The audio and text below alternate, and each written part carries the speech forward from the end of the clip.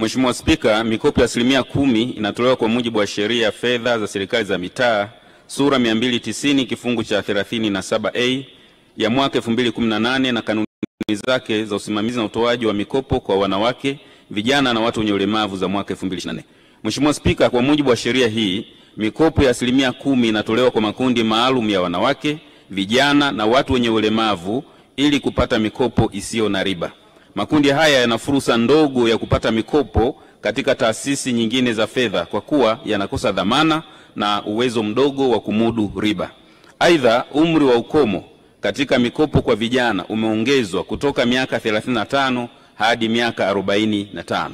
Mheshimiwa Spika, serikali itaendelea kusimamia utoaji wa mikopo hii kwa mujibu wa sheria na kanuni na kufanya maboresho pale itakapohitajika ili kuhakikisha ufanisi na uwiano katika utoaji wa fursa hizi. Asante.